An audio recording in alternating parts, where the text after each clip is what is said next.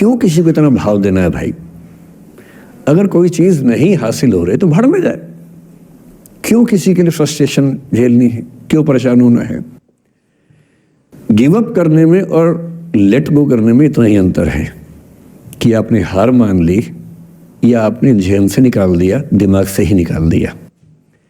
किसी चीज को दिमाग से निकाल देना लेट गो करना है। किसी चीज के लिए कोशिश करते करते हार मान लेना और उस हार की फ्रस्ट्रेशन के साथ जीना गिव अप करना है। मुझे खुशी है कि आपकी मोटिवेशनल सोसाइटी के मेंबर्स कम से कम गिव अप नहीं करते। अच्छा वो लेट गो भी नहीं किया मुझे, वरना मेरा सम्मान बच गया। और ये अच्छा है कि इसी विषय पर हम बात करना चाह रहे हैं। मैंने इस बीच में ये भी सीखा कि आपकी उम्र के बच्चों को कुछ भी बताने का सबसे अच्छा तरीका है कहानियां सुनाना। और आपकी उम्र की बात नहीं है, लिंक्डइन पर आप भी शायद होंगे, मैं भी वहां पर हूं, जो प्रोफेशनल्स का प्लेटफॉर्म सबसे अच्छा माना जाता है। मैंने देखा कि आजकल जो बड़ी बड़ी कंपनियों के सीईओ हैं या सीएक्सओ कहते हैं, सीएफओ है, सीटीओ है या सीएचआरओ है, जो चीफ ऑफिसर्स होते हैं किसी कंपनी के, उनके लिए स्पेशल कोर्सेज चलते हैं स्टोरी टेलिंग के। और उसमें मान लिया गया है कि अगर आप किसी कंपनी के सीईओ बनना चाहते हैं तो बेसिकली जो स्किल आपको आनी चाहिए वो स्टोरी टेलिंग की आनी चाहिए। आप कहानी सुना सकते हो। मैं सच्ची कहानियां सुनाना पसंद करता हूँ, झूठ बोलने से बचता हूँ। मैं आपको 3-4 छोटी छोटी कहानियां सुना रहा हूँ। ये सारी कहानियां सच्ची हैं, 1-1% सच्ची हैं, पर मैं किसी का नाम नहीं लूँगा। जिनकी कहानी है उनका नाम नहीं लूँगा, उनकी प्राइवेसी का मामला है। पर हाँ, सच्ची कहानियाँ हैं। अच्छी बात है कि इन कहानियों के किरदार हम लोग नहीं बने, ईश्वर करे हम कभी ना बने, लेकिन कहानियाँ सच्ची हैं। जब मैं दिल्ली आया था 1990 में, मैं हरियाणा के एक शहर से, भिवानी से दिल्ली आया था पढ़ने के लिए। मेरे ड्रीम कॉलेज में हंसराज भी एक था, पर मेरा संयुक्त से मेरा एडमिशन जाकिर हुसैन में हुआ। मेरे अंक ठीक थे, यहाँ हो सकता था, पर मैं तो नई दिल्ली स्टेशन पे उतरा, बाहर निकला, पता लगा वहीं एक कॉलेज है, वहीं एडमिशन ले लिया मैंने। तो लोगों ने कहा कि यार कैंपस बड़ा अच्छा होता है। मैंने, अरे क्या फ़र्क पड़ता है, कॉलेज कॉलेज होता है, छड्डो, यही छड्डो में सिखाने आया हूँ आप लोगों को। ठीक है, स्टेशन से निकले वही कॉलेज है, मैंने घर जाना होगा तो आराम से कॉलेज से निकल जाएंगे, क्या रखा कैंपस में। पर मेरा एक दोस्त जो मेरे साथ ही आया था उसी शहर से, उसने एडमिशन हंसराज कॉलेज में लिया। मैं और वो स्कूल के डिबेटर्स थे। डिबेटिंग में हम लोग स्कूल टाइम से काफ़ी एक्टिव थे। डीयू में आए तो यहाँ भी एक्टिव रहे। डीयू में मैंने करीब 5 साल डिबेटिंग की और मेरा ख्याल है कि लगभग 300-400 डिबेट्स मैंने जीती होंगी डीयू में, कुछ हारी भी होंगी, लेकिन मैंने खूब डिबेट, वो मेरा दरअसल दाना पानी था, रोजी रोटी मेरी वही थी कॉलेज के दिनों में। घर से पैसे मैं लेता नहीं था, मिलते भी नहीं थे, लेना क्या था, मतलब ऐसी स्थिति भी नहीं थी उस समय मेरे घर में कि मिल सके। तो डिबेटिंग मेरा रोजगार था, एम्प्लॉयमेंट था, मेरा उससे काम चल जाता था आराम से। उसका भी चल जाता था, वो हंसराज से था, मैं जाकिर हुसैन से था। हम खूब डिबेट्स में मिलते थे। अक्सर ट्रॉफी या तो हम जीतते थे या वो जीतता था, कोई भी जीते रूम पे ही आती थी क्योंकि हम रूममेट्स थे, एक साथ ही रहते थे।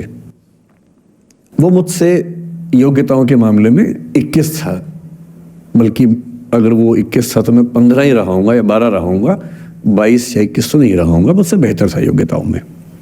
बड़ा अच्छा व्यक्ति था। ग्रेजुएशन के बाद मैंने एमए हिंदी साहित्य में एडमिशन लिया, जबकि बीए ऑनर्स हिस्ट्री में किया था मैंने। उसने तय किया कि वो कुछ और करेगा, प्रोफेशनल कोर्स करेगा, नौकरी करेगा, तो वो चला गया दिल्ली से। मैं दिल्ली में रहा। फिर मैं एमए के बाद तैयारी करने लगा यूपीएससी की। तब तक मैं यूजीसी जेआरएफ कर चुका था। पहला अटेम्प्ट दिया, प्रीलिम्स हो गया। मेंस मेरा 96 के मेंस की बात कर रहा हूँ, मेंस शुरू होने वाला था, 2 दिन रह गए थे। करीब 10 दिन पहले वो मेरे पास आया हुआ था दिल्ली में, मिलजुल के अच्छे से बात करके गया था।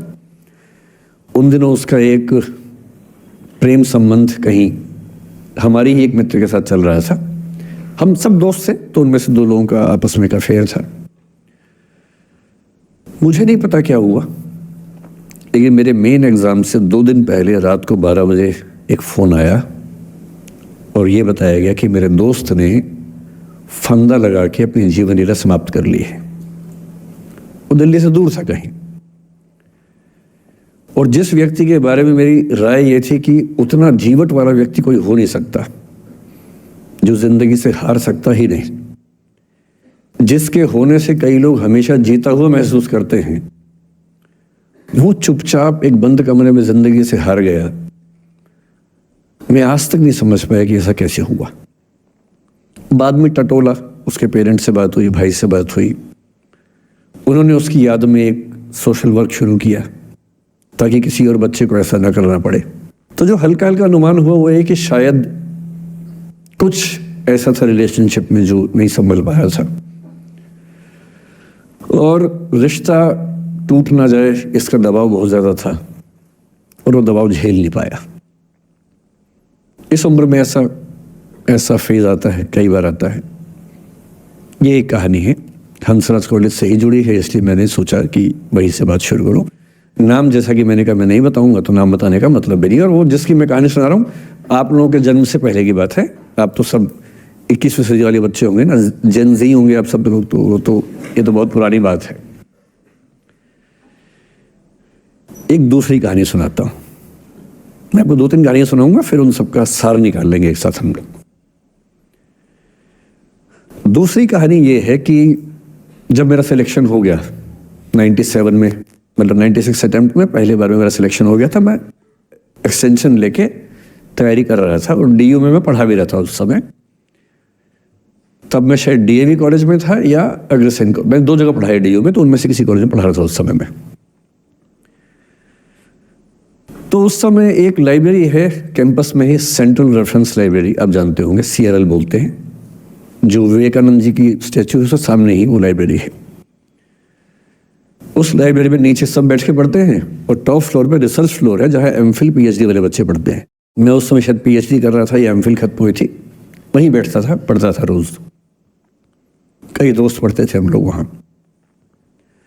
हम सुबह 8 बजे लाइब्रेरी खुलते ही वहाँ घुसते थे, रात को 1 बजे निकलते थे लाइब्रेरी बंद होने के समय।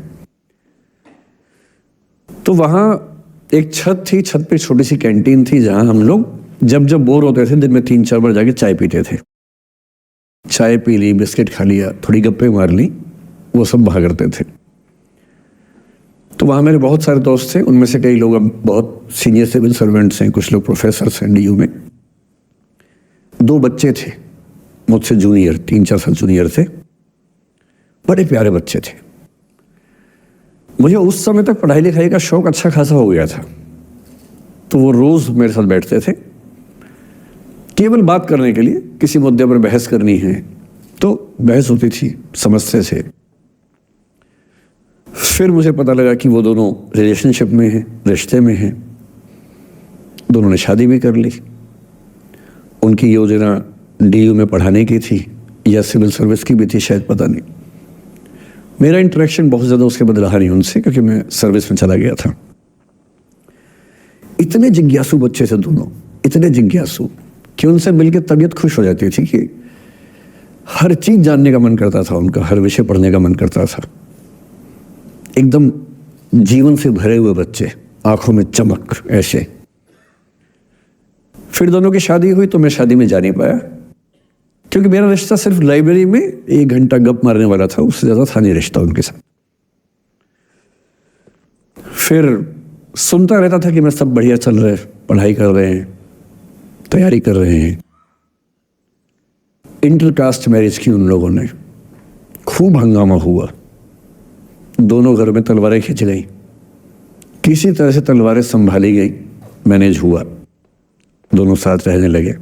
और फिर 3-4 साल के बाद एक दिन मैंने खबर सुनी कि उस बच्ची ने फंदा लगा के जीवन लीला समाप्त कर ली। ये बात भी दिल्ली विश्वविद्यालय की है, उस दौर के सब लोग इस कहानी को जानते हैं। मेरे ख्याल से दोनों कहानी आपके प्रिंसिपल मैडम जानती होंगी, नहीं ध्यान कर पाएंगे तो मैं उनको जैसे नाम बोलूंगा अकेले में वो तुरंत समझ जाएंगे मैं किसकी बात कर रहा हूं। मैं आज तक नहीं समझ पाया कि ऐसा क्या हुआ होगा। तो बाद में अनुमान जो हुआ वो ये, इंटरकास्ट मैरिज, परिवार का दबाव, समाज का दबाव, आपस के दबाव, टॉक्सिक रिलेशनशिप, अंत में उस दबाव को न झेल पाना और जीवन समाप्त कर देना, ये हुआ। ये दो घटनाएं हैं। एक तीसरी घटना यह है कि दिल्ली में आज से 25 साल पहले एक घटना घटी। आप लोग तब बस पैदा हुए होंगे, घुटनों में चल रहे होंगे, या उससे 5-7 साल पहले की बात रही होगी। ये घटना दिल्ली के सब सीनियर लोग जानते हैं, जिनकी उम्र 35-40 साल है वो सब जानते हैं इस घटना को। मोबाइल फोन में वीडियो नया नया आया था उस समय। अब तो आपके हर फोन में वीडियो है, अब तो सामने भी है, ताकि अब वैसा वाला मुंह बना के सेल्फी खिंचवा सके। पाउट बोलते हैं ना, मैं उसको देसी भाषा में सूअर जैसा मुंह बोलता हूँ, और वैसा ही बनता भी है। क्यूट क्यूट सा सूअर जैसा मुंह बना के लोग सेल्फी खिंचवाते हैं, उसको बोलते हैं पाउट। तब तो कैमरा फोन में पहली बार आया था, तब लोग अभ्यस्त नहीं थे। अब जैसे आप लोग कितने अभ्यस्त होंगे, हम भी होने लग गए अब हम किसी से बात करते हैं तो हम ये एज्यूम करके चलते हैं कि उसने फोन में कुछ ना कुछ ऑन कर रखा होगा, या तो आवाज रिकॉर्ड करेगा या वीडियो बनाएगा। तुम कितने केयरफुल होकर बोलते हैं, कितने कॉन्शियस रहते हैं। और सर्विलांस सोसाइटी की सबसे बुरी बात यह है कि हम हमेशा चौकन्ने रहते हैं, हम सहज हो ही नहीं पाते। सहज रूप से दो लोग बात कर लें, हो ही नहीं पाता।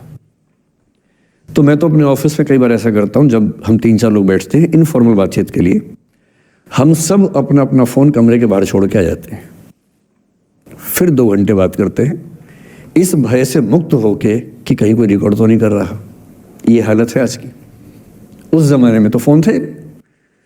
मोबाइल फोन आया था भारत में लगभग 1995 के आसपास पहली बार। बड़ा महंगा था, 16 रुपए प्रति मिनट इनकमिंग, 16 रुपए प्रति मिनट आउटगोइंग, ये रेट से उस समय।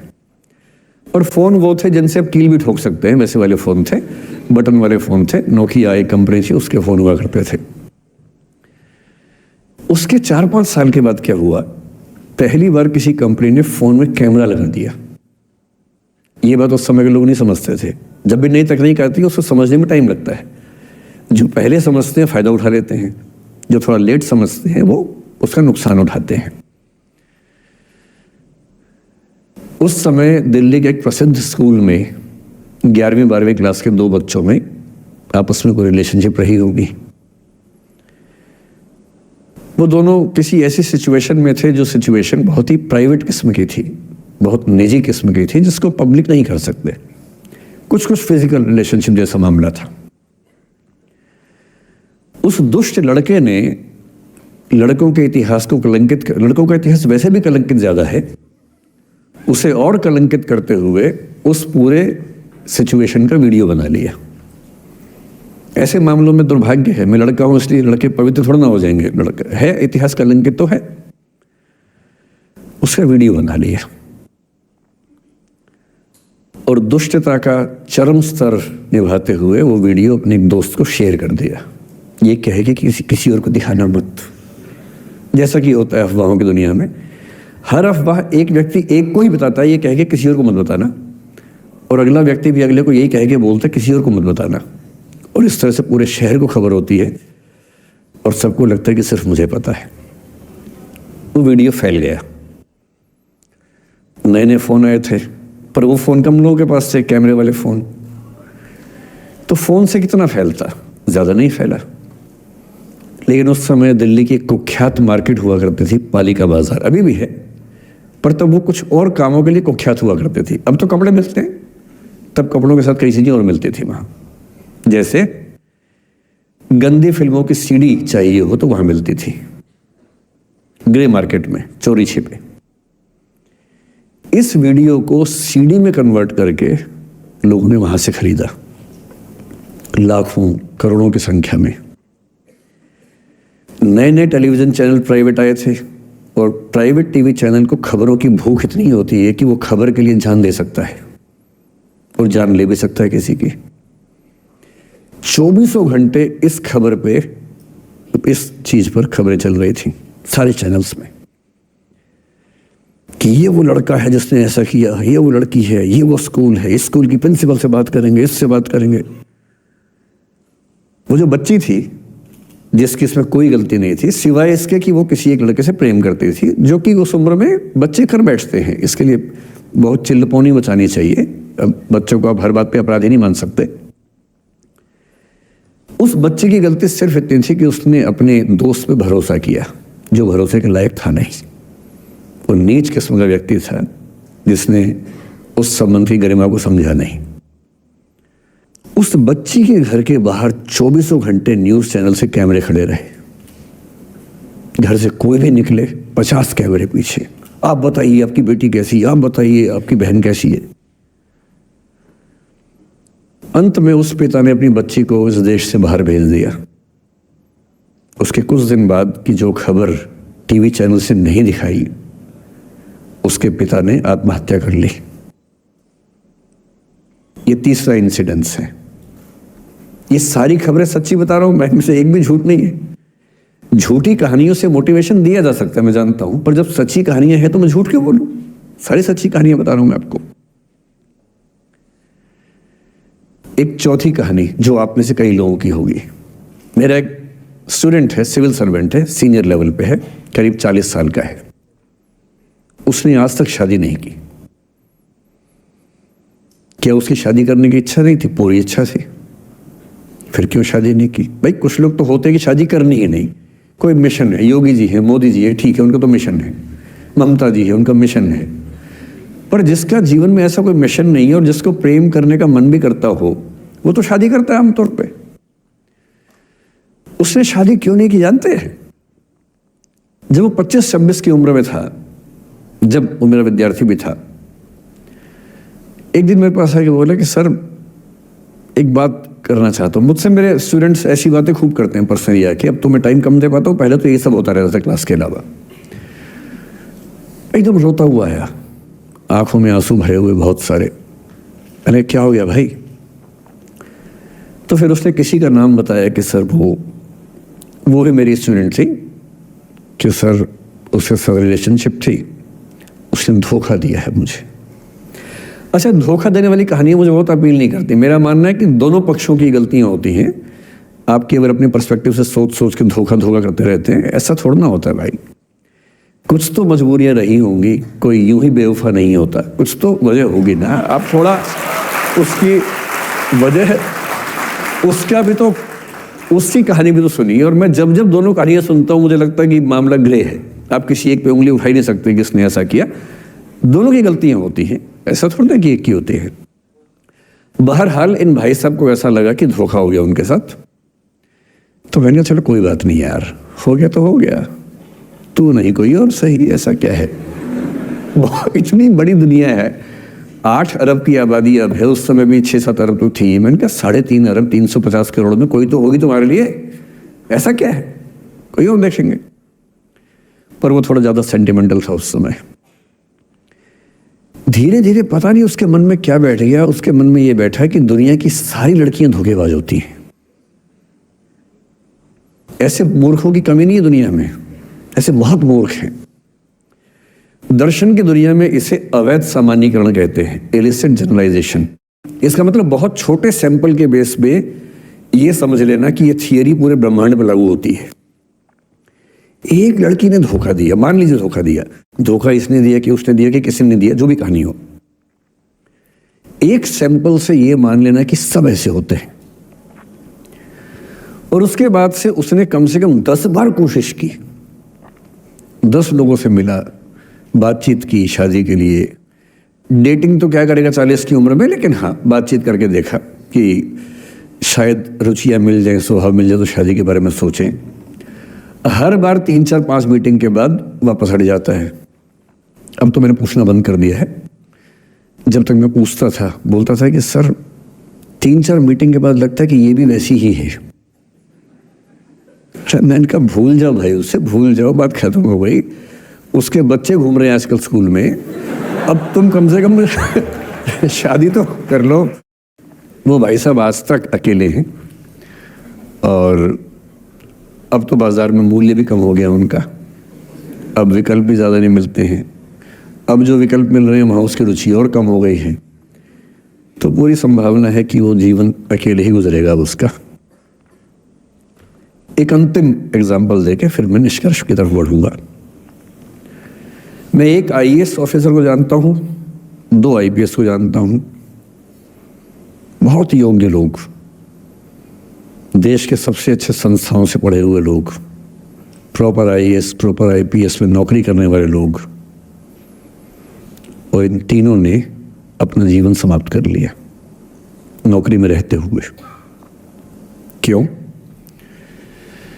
क्योंकि नौकरी और घरेलू जो दुविधाएं थी उनको झेल नहीं पा रहे थे, ना झेल पा रहे थे, ना भूल पा रहे थे, लेट गो नहीं कर पाए तो गिव अप कर दिया। और इसलिए मुझे अक्सर लगता है कि जितनी चीज़ें हम सिखाते हैं बच्चों को, हिस्ट्री, इकोनॉमिक्स, लिटरेचर, वो सब ठीक है, उनका भी महत्व है। शायद उससे ज़्यादा महत्व इस चीज़ का है कि ये समझे कि अपने इमोशंस को कैसे मैनेज करना है। जब जीवन में ऐसा लगे कि सब खत्म हो गया है, जब जीवन में लगे कि बहुत टॉक्सिक किस्म की लाइफ हो गई है, उससे बाहर कैसे निकलें, शायद ये सबसे महत्वपूर्ण लेसन होता है जो हम सबको सीखना चाहिए। मैंने कहीं से सीखा नहीं है, ना मैंने ऐसी किताबें पढ़ी हैं। हालांकि मैंने 2 किताबें मंगवाई हैं पिछले हफ्ते, पढ़ी नहीं है अभी तक, तो मैं किताबों के बेस पर नहीं जानता कैसे सीखते हैं, लेकिन ज़िंदगी से तुम सीख सकते हैं। इन कहानियों का सबका एक ही सार है, वजह अलग अलग है। एक व्यक्ति ने इसलिए अपना जीवन समाप्त किया कि वो रिश्ता उसके हाथ से छूट रहा था। एक ने इसलिए जीवन समाप्त किया कि ये रिश्ता बन गया था पर समाज के दबाव, घर के दबाव मैनेज नहीं कर पाए। एक ने जिंदगी भर शादी नहीं की सिर्फ इसलिए कि वो पुरानी यादों को भूल नहीं पाया। अरे एक बार गलती हो गई तो हो गई, आगे तो संभावना जीवन में है भाई, क्यों इतना हावी रखने उसी दिमाग के ऊपर। कुछ लोग देश की सबसे अच्छी नौकरी में होकर हर पैमाने पर सफलता की हर कसौटी पे खरा उतरने के बाद जीवन नहीं बचा पाए, क्योंकि दूसरों की नज़र में आप बहुत सफल हो जाए, अपनी नज़र में शून्य हो, तो फिर जीवन कैसे बने, जीवन कैसे बचे। इन सारी कहानियों का मूल भाव एक ही है। अगर आप खुद को हैंडल नहीं कर सकते तो दुनिया को क्या हैंडल करेंगे। दुनिया को हैंडल करने से पहले खुद को हैंडल करना सीखना पड़ता है, और उसका सबसे आसान जो रामबाण उपाय है उसको बोलते हैं द आर्ट ऑफ लेटिंग गो। जाने दो। वो अफसाना जिसे अंजाम तक लाना न हो मुमकिन, उसे एक खूबसूरत मोड़ देकर छोड़ना अच्छा। साहिर ने लिखा। प्रेम की दुनिया के बारे में साहिर से अच्छा कौन लिखेगा। तारुफ समझते, तारुफ मतलब परिचय, इंट्रोडक्शन। कहते तारुफ रोग बन जाए तो उसको भूलना बेहतर। अरे परिचय हुआ किसी से, आपकी भाषा में इंट्रो हुआ, यही बोलते हो ना आप लोग, इंट्रो हो गया, इंट्रो हुआ, दोस्ती हुई, बाद में लगा रहे यार ये तो ऊट पटांग आदमी है या ऊट पटांग लड़की है, छोड़ो फिर, ऐसा क्या लोड लेना है। तारुफ रोग बन जाए तो उसको भूलना बेहतर, ताल्लुक बोझ बन जाए तो उसको तोड़ना अच्छा। वो अफसाना जिसे अंजाम तक लाना ना हो मुमकिन, उसे एक खूबसूरत मोड़ देकर छोड़ना अच्छा। बस करना यह है कि खूबसूरत मोड़ देकर छोड़ना है, हाथ में तेजाब की बोतल लेके नहीं। और आज की पीढ़ी का ये समझना बहुत ज़रूरी है कि छोड़ना भी अच्छे तरीके से हो सकता है। तो मैं उस बात पर हूँ, उससे पहले थोड़ा संक्षेप में समझा दूँ। मुझसे कुछ बच्चों ने पूछा इस बीच में कि जितना आसानी से आप बोल रहे हैं, क्या सच में इतना आसान होता है? कैसे छोड़ें उन चीज़ों को जो मन पर हावी हैं, उन इमोशंस के टर्मोइल को, उन इमोशंस की इंटेंसिटी को कैसे मैनेज करें? क्या सच में इतना आसान होता है? आसान तो नहीं होता है। मेरी उम्र में आसान है, आपकी उम्र में आसान नहीं होता है। मेरी उम्र में क्यों आसान है? क्योंकि ये सारा खेल हार्मोन्स का है, ये सारा खेल केमिस्ट्री का है। हम सब दरअसल बहुत सारे केमिकल्स, जिनमें से कुछ का नाम हार्मोन्स हैं, उन केमिकल्स और हार्मोन्स के बहुत सारे इंटरेक्शंस के रिजल्ट हैं। इसलिए जब कोई बच्चा जैसे छोटे बच्चे हमेशा उछलते रहते हैं, पेरेंट्स थके रहते हैं, ये इन सभी केमिस्ट्री का परिणाम है, शौक का मामला नहीं है। आपकी उम्र जो होती है किशोरावस्था और युवावस्था की शुरुआती उम्र, मैं मान के चल रहा हूँ कि आप सब लोग 17 से 22-23 के बीच के लोग हैं, बच्चे हैं। कुछ तो भी शादी भी नहीं कर सकते होंगे, वो वाले होंगे ना, लड़के तो नहीं कर सकते होंगे भाई, 21 के कहाँ हुए होंगे, तो वो वाली उम्र आप लोगों की है। इस उम्र में इमोशंस का टर्मोइल, इस उम्र में इमोशंस का बिखराव इतना ज़्यादा होता है कि संभालना बड़ा मुश्किल होता है। जैसे जैसे आप मैच्योर होंगे, बड़े होंगे, बूढ़े होंगे, बूढ़े और मैच्योर काफ़ी हद तक समानार्थक शब्द होते हैं। बूढ़ा आदमी आमतौर पर मैच्योर हो ही जाता है, और जो मैच्योर हो जाता है उसको लोग बुढ़ा ही बोलते हैं, चाहे वो दोस्त हो आपका। तो मैच्योर होने के बाद मैच्योरिटी के कई लक्षण हैं, 10-20 लक्षण। उनमें से एक ये है कि आपके इमोशंस में इंटेंसिटी उतनी नहीं रह जाती जितनी बचपन में होती है। मसलन कोई आपका दोस्त आपसे कुछ खराब कह दे, आप 3-4 घंटे बेचैन रहेंगे, बार बार मैसेज टाइप करेंगे, फिर डिलीट करेंगे, फिर टाइप डिलीट, वो भी टाइप डिलीट चल रहा है। एक दिन हो गया बात हुए, ना वो पढ़ पा रहे हैं ना आप पढ़ पा रहे हैं, बेचैनी चरम पे है। अब इतना ही मामला है, नाक का सवाल है कि पहले कौन झुकेगा। सारे संबंधों में स्तर इसी बात से तय होता है कि पहले कौन झुकेगा, और जो एक आध बार झुक गया वो जिंदगी भर झुकता है उसके बाद। इससे लोग शुरू में बहुत केयरफुल होते हैं कि झुकना नहीं है। 3-4 ज्ञानी पीछे बैठे ही होते हैं कि नहीं झुकना नहीं है, वो झुकेगा, वो झुकेगी, तू क्यों झुकेगा। इन ज्ञानियों से बचना बहुत जरूरी है, जिंदगी जहर बना देंगे आपकी। अब दोनों ईगो फाइट कर रहे हैं कि पंजा किसका गिरेगा, इस पे फाइट चल रही है। 2 दिन हो गए, 3 दिन हो गए, उसके बाद एक आध आदमी पिघल जाता है, उसको लगता है भाड़ में जाए यार, बात नहीं हो पा रही, तुम ईगो कर रहे हो। फिर वो फोन मिलाता है, ये भी फोन की इंतजार में 3 दिन से सो भी नहीं रहा बेचारा, हीरो बेशक बनने पर बेचैन तो भाई। खटाक से फोन उठता है, अब दोनों कान में फोन लगा के रखिए, कोई नहीं बोल रहा, चुप। क्या बातचीत चल रही है सोचिए, एक भी शब्द नहीं, एकदम चुप। थोड़ी देर के बाद कंफर्म करने के लिए कि है भी या नहीं, एक बोलता है हेलो, वहां से आवाज आती है कोई एक मैं थोड़ा ऐसी जोकर टाइप की बात करता हूँ, मुझे मोटिवेशनल स्पीकर ना समझे आप लोग, मैं ऐसी हंसी मजाक ही करना आता है मुझे, वही मैं करता हूँ। लेकिन इससे आप ये ना सोचिए कि मुझे पढ़ाना नहीं आता, मैं पढ़ा भी लेता हूँ इसके लिए मुझे वो भी आता है, लेकिन अभी क्योंकि आप बच्चे छोटे हैं तो मैं आपके साथ वैसी बात ही कर रहा हूँ। अब ये सब चल रहा है। अब इसमें अगर कोई एक व्यक्ति झुक गया, बात आगे हो गई तो हो गई, वरना कई रिश्ते ऐसे भी होते हैं जो इसी बिंदु पे खत्म हो जाते हैं कि तेरा भाई नहीं झुकेगा, भाभी झुकेगी, और उधर जीजू झुकेंगे, दीदी नहीं झुकेगी, जीजू झुकेंगे, दीदी क्यों झुकेगी, और ना जीजू झुक रहे ना भाभी झुक रही। और उस चक्कर में जो अभी बेचारा रिश्ता बना भी नहीं था, वही वो जमींदोज हो गया, वही वो खत्म हो गया। पर ठीक है, हो गया तो हो गया, भाड़ में जाए, ऐसा क्या है, डर किस बात का है इसमें। लेकिन मैं फिर भी आपसे कहूंगा, मेरी उम्र में क्या होता है, जैसे मुझे कोई फोन करे कि मैं आपसे बहुत नाराज हूं, तो मैं कहता हूं अच्छा ठीक है, कल बात करेंगे। नहीं, मैं आपसे बहुत नाराज हूं, मेरा दिल टूट गया है।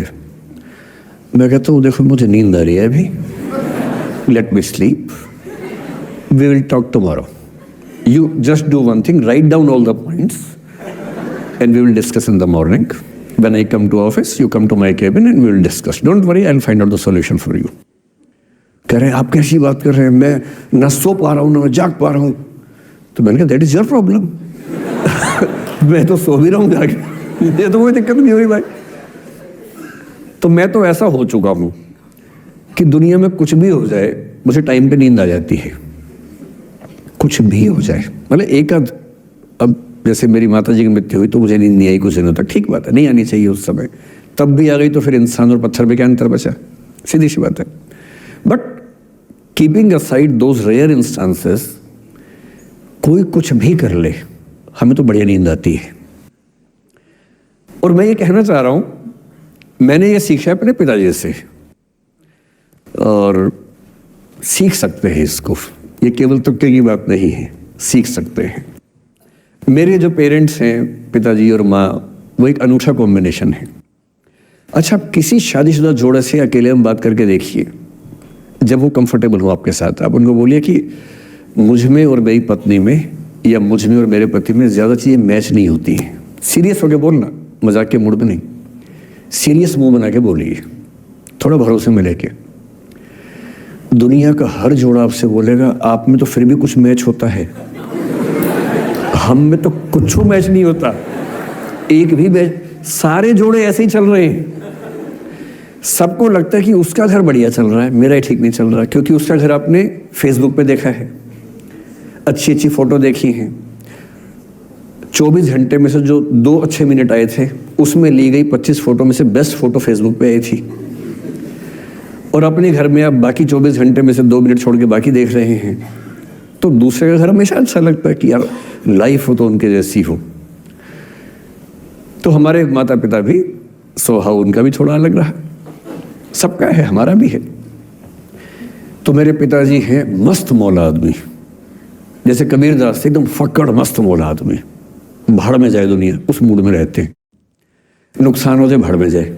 गीता का सार उन्होंने अपने मन में बिठा लिया है। उनका बड़े से बड़ा नुकसान हो जाता है तो क्या बोलते हैं, हमारा क्या था जो लाए थे, जो लिया यहीं से लिया, जो दिया यहीं दिया, साथ लेके क्या जाना है, बात खत्म। कोई टेंशन ही नहीं उनको। और बाकी सब लोग टेंशन में कि अब क्या करें, ये हो गया वो हो गया, कैसे मैनेज करें। मेरी माँ को तनाव हो जाता था, और जब पिताजी ऐसे हो तो माँ को तनाव होगा, सीधी सी बात है। अगर माँ वैसी होती पिताजी तनाव में रहते हैं, तो सामान्य बात है। जब घर में एक व्यक्ति मस्त मौला हो तो बाकी लोग तनाव तो फिर बांटेंगे ना आपस में। वो बड़ा तनाव में रहती थी, उनको घर की चिंता, बच्चों की चिंता बहुत सताती थी। पिताजी भी चिंतित थे बच्चों को लेकर, जैसे कोई पिता होता है, पर उनकी नेचर थी कि ठीक है देख लेंगे जो होगा, अरे देख लेंगे, अरे भाड़ में जाओ, उस मूड में रहते हैं, आज भी रहते हैं। मेरी माँ 73 की उम्र से कुछ महीने पहले चल बसी, उनका जीवन समाप्त हुआ। मतलब मुझे नहीं पता कि जीवन क्यों समाप्त होता है, क्योंकि बड़े बूढ़े कहते हैं कि हर व्यक्ति की सांस का इतिहास है, सांसें लिखी हुई है ईश्वर ने, उतनी सांसें मिलेगी। मुझे बहुत भरोसा इस बात में है नहीं, क्योंकि भगवान ऐसा क्यों करेगा कि जापान में सांसें ज्यादा लिखेगा और अफ्रीका में कम लिखेगा? भगवान ऐसा क्यों करेगा? और अगर सांसें पहले से लिखी हुई है तो हमारी जीवन प्रत्याशा क्यों बढ़ती जा रही है? अगर सांसें पहले से फिक्स हैं तो आजादी के समय से लेकर आज के 70 साल में जीवन प्रत्याशा लगभग 2.5-3 गुना बढ़ गई। और हम ये भी कहते हैं कि लोग खराब हैं। अगर लोग बुरे हैं तो जीवन छोटा होना चाहिए कर्मों के हिसाब से। लोग खराब हैं और जीवन बड़ा होता जा रहा है। तो मुझे उन मान्यताओं में बहुत भरोसा है नहीं कि सांसें लिखी हुई हैं। अगर सांसें लिखी होती तो मनुष्य की औसत आयु 25 साल से ऊपर नहीं होनी चाहिए थी, 25-30 मैक्सिमम। और हम 70-80 साल धूमधाम से जी रहे हैं, जिसका मतलब है कि यह भगवान से ज़्यादा इंसान ने लिखा है, मेडिकल साइंस ने लिखा है, वैज्ञानिकों ने लिखा है। और मैं ऐसा व्यक्ति हूं, मैं बहुत धार्मिक व्यक्ति हूं नहीं, और मैं इसको छिपाता भी नहीं हूं। मैं बहुत छिप छिप के बहुत जी लिया। मैंने ठान लिया कि मैं जैसा हूं वैसा रहूंगा। ना मुझे किसी पार्टी से मतलब है, ना किसी विचारधारा से मतलब है। मैं विचार वाला आदमी हूं, धारा वाला नहीं हूं। जिसको धारा में बहना है बहे, हम तो अकेले चलेंगे, विचार के साथ चलेंगे। जो ठीक लगता है वो बोलेंगे और वैसे ही रहेंगे। हाँ, गलत बोलने से बचता हूँ, किसी के बारे में गलत बोलना मुझे अच्छा नहीं लगता है, लेकिन जो सही लगता है वो तो बोलूंगा ना भाई। मेरे पिताजी 81 साल के हैं, अभी 81 साल के हुए कुछ दिन पहले, और एकदम मस्त मौला आदमी है, मुझसे ज्यादा युवा हैं। मैं 50 साल का बूढ़ा हूं, वो 81 साल के युवा हैं। उनके चेहरे की चमक, मतलब कई ट्यूबलाइट फेल है उनके सामने, ऐसी चमक चेहरे पर रहती है। क्यों रहती है? उसकी एक वजह यह है कि वो रोज सुबह 2-3 घंटे प्राणायाम, योग, ध्यान, बहुत कुछ करते हैं। उनका भोजन इतना संतुलित है, सप्ताह में कम से कम 1 बार, कभी कभी महीने में 4 से ज़्यादा 6-7 बार उपवास करते हैं पूरा। वो सब चीज़ें उनके अभ्यास में हैं, जो मेरे अभ्यास में उतनी नहीं है। मैं भी कोशिश करता हूँ, पर अभी उतना सफल नहीं हो पा रहा हूँ। पर मेरी राय में उनके इस सुंदर जीवन का सबसे बड़ा राज ये क्षमता है कि वो हर चीज़ को लेट गो कर देते हैं। तनाव उनके पास आता है तो फिसल के निकल जाता साइड से। लेते ही नहीं तनाव किसी बात का, कुछ भी हो जाता है तनाव ही नहीं लेते। और मुझे लगता है कि काश ये चीज मेरी माँ के स्वभाव में होती, कम से कम 10 साल उनका जीवन और ज्यादा तो होता। और मैं अपने अनुभव से बता रहा हूँ, बहुत विश्वास से बता रहा हूँ, मैं ना सोने जागने में नियमित व्यक्ति हूँ, ना मैं बहुत कसरत करता हूँ, ठीक हूँ, मतलब बुरा भी नहीं हूँ, ठीक हूँ। मेरी उम्र के अधिकांश लोग बीपी शुगर बहुत बीमारियों से ग्रस्त हैं, मैं फिलहाल नहीं हूँ। क्यों नहीं हूँ? मेरे पास इसका उत्तर एक ही है, मैं लोड लेता नहीं किसी बात का, दबाव लेता नहीं, तनाव लेता नहीं। भाई अच्छा हो रहा है तो भी ठीक है। जब मैं सफल, जैसे मैं 3 साल में पिछले काफी सफल हो गया, जितना मुझे नहीं होना चाहिए था, मैं तो कैसे हो गया हूँ सफल। अगर मैं सफल हो गया तो मैं इस बात का लोड भी नहीं ले रहा कि मैं सफल क्यों हो गया। अरे हो गया तो कैसे हो गया, कई लोग हो जाते हैं, हम भी हो गए, ऐसा क्या है। कल को नहीं रहूंगा, मान लीजिए, ऐसा हो सकता है, कल को फेल हो जाऊं कहीं। फेलियर को पचाना पता नहीं कितना मुश्किल होता होगा लोगों के लिए, मैं अपने बारे में जानता हूं, मुझे मुश्किल नहीं होने वाला, क्योंकि मैंने सफलता का लोड लिया ही नहीं अपने ऊपर।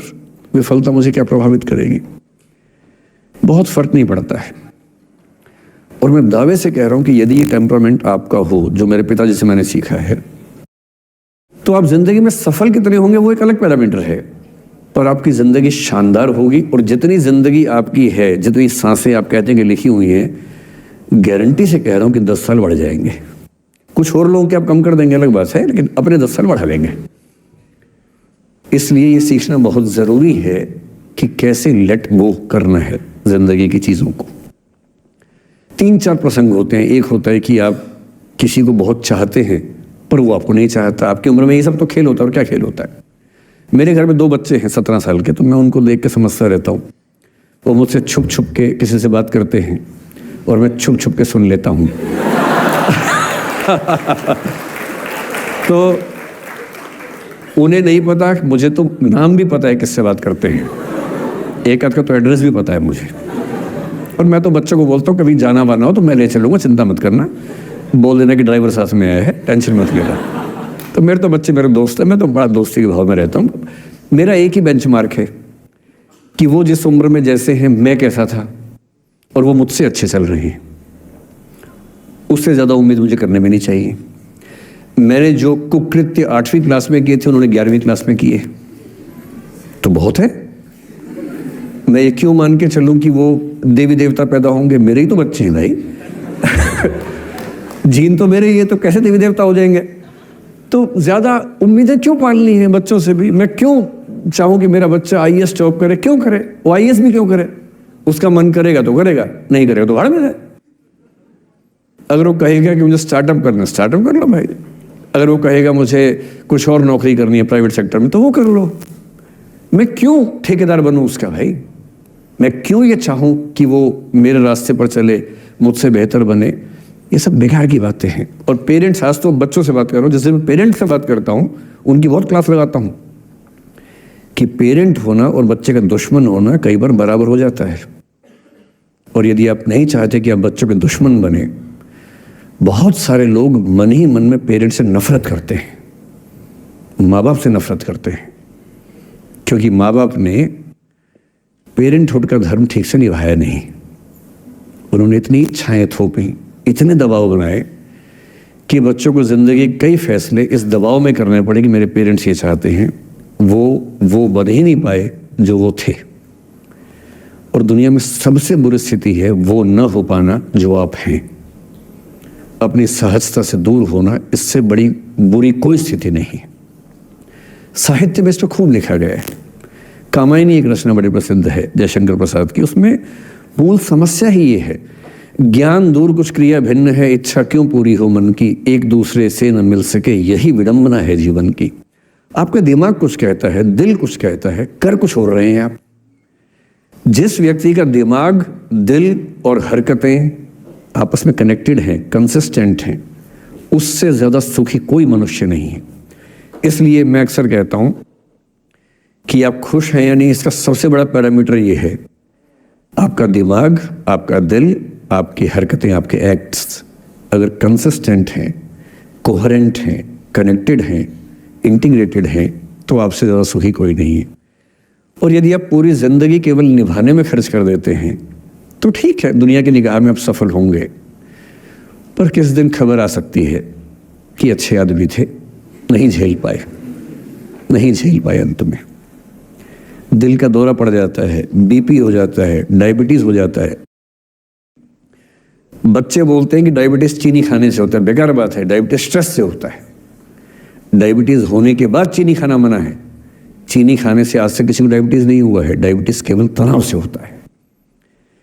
तनाव पहले ही दुनिया में इतने सारे हैं, नौकरी के तनाव, कितने झंझट दुनिया में हैं, उसके ऊपर से अपने स्वभाव से दूर होने का तनाव कितना बड़ा तनाव है, क्यों पालना चाहिए? तो मैं कुछ सूत्रों में आपको बात बताता हूं। इस उम्र में आप कितना उसको फॉलो कर पाएंगे मुझे नहीं पता, लेकिन कोशिश करेंगे तो कुछ तो फायदा हुआ ही। पहला सूत्र मेरा आप लोगों के लिए ये है कि जब आप किसी को पसंद करें और वो आपको पसंद ना करे तो टेंशन नहीं लेनी है, तेजाब तो नहीं उठाना है। ठीक, कई लोग इस मूड में रहते हैं, मुझे पसंद नहीं करेगी, मैं राजा हूं, मैं नवाब हूं, मुझे पसंद नहीं करेगी। अरे तू क्या है भाई, नहीं पसंद हो तो नहीं पसंद हो, ये क्या बात हुई? सबसे पहले अपने अंदर से लोकतांत्रिक बनिए, डेमोक्रेटिक बनिए। जैसे आपको हक है किसी व्यक्ति को पसंद करने का, उसको भी हक है किसी को पसंद या नापसंद करने का। यदि कोई ऐसा व्यक्ति जिसको आप पसंद नहीं करते वो आपको प्रपोज करे तो आप उसको मना ही तो करेंगे। बस मना इज्जत से कीजिए, किसी को बेआबरू करके मत भेजिए। ये नहीं कि अच्छा तुम शीशा देखा है कभी, रुको आईना मेरी जेब में लो, ऐसे नहीं करना है। बड़े बेआबरू होकर तेरे कूचे से हम निकले, वो वाला भाव जो गालिब को आया था वो भाव नहीं आना चाहिए। अगर कोई आपको कभी प्रपोज करे, आप लोगों की उम्र है, सब चलता ही होगा आप लोगों के बीच में, मैं आपके टीचर से सामने बोल रहा हूँ, लेकिन मैं ऐसा ही हूँ, मैं जानता हूँ कि आपकी उम्र में से होता होगा, सब जानते हैं तो होता ही होगा। कभी किसी से ये उम्मीद मत करना कि वो आपको पसंद करे ही करे। यदि कोई रिजेक्ट करे, बस हाँ, रिजेक्ट थोड़ा प्यार से होना चाहिए, बदतमीजी से नहीं होना चाहिए। उसके अधिकारों का उतना ही सम्मान कर रहे हैं जितना आप अपने अधिकार का सम्मान करते हैं कि ठीक है भाई, आपको मैं पसंद नहीं, कोई बात नहीं, तू नहीं कोई और सही, कोई और नहीं कोई और सही, बहुत लंबी है जमी मिलेंगे लाख हंसी, इस जमाने में सनम तू अकेली तो नहीं। कितने लोग हैं दुनिया में, ऐसा क्या है? और मैंने बहुत प्यारे प्यारे बच्चों को देखा रोते बिलखते हुए कि मैंने उसको प्रपोज किया, उसने मुझे मना कर दिया। अंकल, छोटे छोटे बच्चे आजकल मुझे लव गुरु मानते हैं अपने आसपास, वो मेरे पास आके ऐसी ऐसी बातें बताते हैं बड़ी क्यूट तोतली आवाज़ में, मैंने उसको प्रपोज किया, उसने मुझे ऐसे वाली आवाज़ में एकदम रोते बिलखते हुए। तो मैं बोलता हूँ बधाई हो बहुत बहुत तुम्हें, कॉन्ग्रेचुलेशंस। मैंने अपनी ज़िंदगी में ऐसे 50 मामले देखे और 50 में से कम 49 मामले में जब कहीं दिल नहीं लगा, बाद में उससे बेहतर ही व्यक्ति मिला। अगर कभी ऐसा हो ना, मन ही मन में बधाई देना अपने आप को कि बच गया। हाँ बोल देता तो फंस जाती, हाँ बोल देते तो मर जाता। और मन में भाव वही रखना है, तू नहीं कोई और सही बात कर, स्ट्रेस नहीं लेना है। मैं जानता हूं कि आपकी उम्र में आसान नहीं होता, आपको रात रात भर सपने आएंगे, बेचैनी होगी, करवटें बदलते रहे सारी रात हम, आपकी कसम, ये सब ड्रामा होता है। ये फिल्मी गीत है, मुझे गीत कविता इतना याद है कि मुझे हर बात में वही दिमाग में आता है, मैं क्या करूं। ये होता है आपकी उम्र में, पर वो भी एक फेज है। अगर ये फेज नहीं जिया तो भी क्या जीवन जिया। कभी कभी बेचैनी भी तो होनी चाहिए, वरना जिंदगी में मजा क्या है। अगर हर चीज लिनियर है, हर चीज फॉर्मुलाइज है, फिर मजा क्या है जिंदगी में। ये उठापटक, ये बेचैनी, ये घबराहट, ये तनाव, संतरास भी तो होना चाहिए कभी कभी जिंदगी में। इससे बुरी स्थिति तब होती है जब आप किसी रिलेशनशिप में हैं और वहां ब्रेकअप हो जाए, ये भी होता है। देखिए, मैं आपको बड़ी खरी खोटी सुनाने के मूड में हूं। जिस तरह का प्रेम आप लोगों की पीढ़ी में होता है, मैं ये नहीं कह रहा कि आपकी पीढ़ी खराब है, हर पीढ़ी ऐसी होती है, बस ये कि आपकी पीढ़ी को सुविधाएं ज्यादा मिल गई हैं। हमारी पीढ़ी में ना चिट्ठी लिख के भेजनी पड़ती थी, बड़ा रिस्क होता था। चिट्ठी लिखो कागज पे, फिर एक डाकिया ढूंढो भरोसे का, और भरोसे वाला कुरियर बॉय या कुरियर गर्ल जाके चिट्ठी वहीं दे के आए जहाँ हमने कहा है। ये भी डाउट कहीं किसी और को दे के आ जाए, या कबूतर से बात करो, कबूतर जा जा जा, पहले प्यार की पहली चिट्ठी साजन को दिया। कबूतर का क्या भरोसा किसको दे के आ जाए। लेकिन कितना तनाव था उस जमाने में। आपके जमाने में क्या है, सीधे व्हाट्सएप निकाला, खटाक से भेज दिया मैसेज, और नंबर किसी से मांग लिया 1 सेकंड में। नंबर भी नहीं देना है तो किसी, कौन कौन सी ऐप होती है, मैंने सुने कुछ और ऐप्स होती है, मेरे नंबर वाली भी होती है, इंस्टा होता है, एक और भी तो कोई होती है वो जिसमें कार्टून जैसा मुंह बन जाता है, स्नैपचैट। हाँ, स्नैपचैट पे चले गए, मैंने सुना है कि उसमें नंबर भी नहीं देना पड़ता है, ऐसा कुछ चक्कर है। वहाँ ढूंढ लिया। किसी को कुछ कन्वे करना इतना आसान दुनिया में कभी नहीं हुआ था जितना आज आसान है।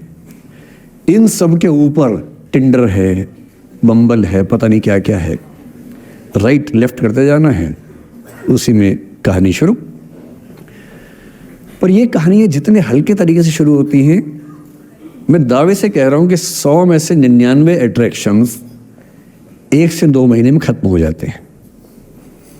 क्योंकि आप जिसके प्रति अट्रैक्टेड थे ना, वो तो उसका बाहर का परसोना था।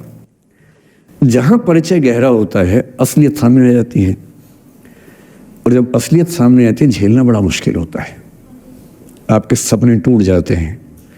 आप जिस छवि पे दीवाने हुए थे, वो छवि तो सिर्फ छवि थी, वो तो इंसान नहीं था वैसा। 99% केसेस में मेरा ख्याल है कि अट्रैक्शन 1-2 महीने में समाप्त होता है। उसके बाद तो एक बोझ है जो आप ढो रहे हैं। कभी कभी होता है कि दोनों का खत्म हुआ तो बात आसान है, कभी कभी किसी एक का खत्म होता है, एक का नहीं होता है, वहां मामला मुश्किल हो जाता है। तो ऐसा हो सकता है आपके जीवन में कि दूसरा साथी आपका ये कहे कि भैया देखो, मैं तुम्हारे साथ कुछ महीने से हूं, पर मुझे अब अच्छा नहीं लग रहा, मैं ब्रेकअप करना चाहता हूं। मैं आपसे ये निवेदन करूंगा कि ये मान के मत चलना कि उसने आपको धोखा दिया है, क्योंकि बच्चे तुरंत उस मुद्रा में आए थे, अच्छा अब मैं कुल्हाड़ी उठा लूंगी, अब मैं तेजाब उठा लूंगा, तूने मुझे धोखा दिया है, तूने मुझे चीट किया है, you are a cheat, you are a liar, you are a पता नहीं क्या क्या। पता, इंग्लिश में गालियां बड़ी सुंदर देते हैं बच्चे। मैं ये कहना चाह रहा हूं कि इस बात की संभावना मान के चलिए कि हो सकता है कि आपके साथ 2 महीने रहने के बाद सच में उसको ये लग जाए कि आपके साथ ट्यूनिंग ठीक नहीं है, या आपको लग जाए कि आपकी ट्यूनिंग उस व्यक्ति के साथ ठीक नहीं है। और किसी मुर्दा को अपने पास पकड़ के रखना उसका मजा नहीं है। आप किसी को बांध तो लेंगे, पर जब उसका दिल आपके पास है ही नहीं, दिल विहीन लाश अपने पास टिका के रखना, एक मुर्दे को बांध के रखना, इससे बेहतर है जाने दो।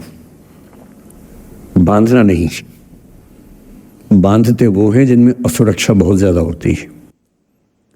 उस असुरक्षा से बचने का उपाय खुद को बेहतर बनाना है। आप इतने बेहतर हो कि आपको चाहने के लिए हजारों लोग हो।